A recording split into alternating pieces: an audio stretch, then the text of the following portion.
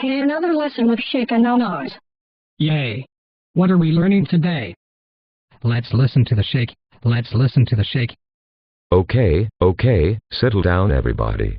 Today we are going to talk about the story of the three men in the cave. Yes, I like that story. That's good, Tamaatim. You can help tell it. Great. Can I help too?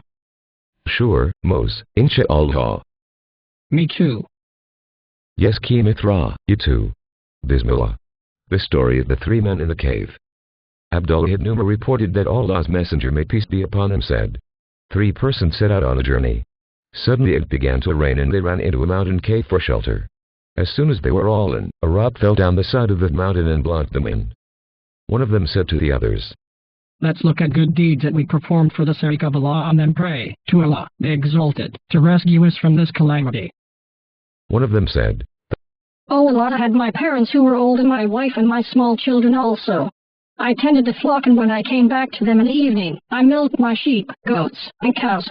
I always served that milk to my parents first.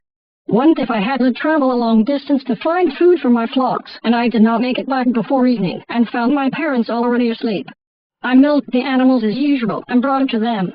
I stood by their heads, being careful not to wake them from sleep. At the same time, I did not think it was right to serve milk to my children before serving them.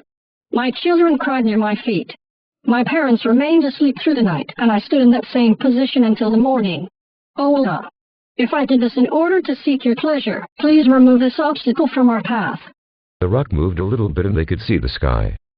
The second one said, Oh, Allah, I had a female cousin whom I loved more than any man has ever loved any woman. I wanted to be with her in a way that is not permitted by you. Her family was having trouble and she needed 100 dinars. I told her I would give her the dinars if she would break the rules with me. She agreed and took the money. Just when she was going to join me in the bad deed, she said, Servant of Allah, fear Allah and do not do this deed except the right way. I did not do that bad deed. O Allah, if I did this in order to seek your pleasure, please remove this obstacle from our path. The rock moved a little bit more, but they still could not get out of the cave.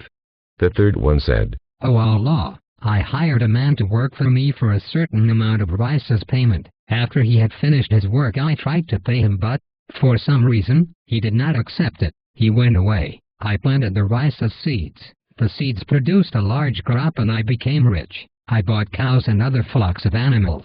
One day, the man came back and said to me, Fear Allah, and give me the payment you owe me. I said to him, Take this flock of cows and sheep. He said, Fear Allah and do not make fun of me. I said, I am not making fun of you. The cows and sheep were bought from investing your payment, so they belong to you. He took them and went on his way. O Allah, if I did this in order to seek your pleasure, please remove this obstacle from our path.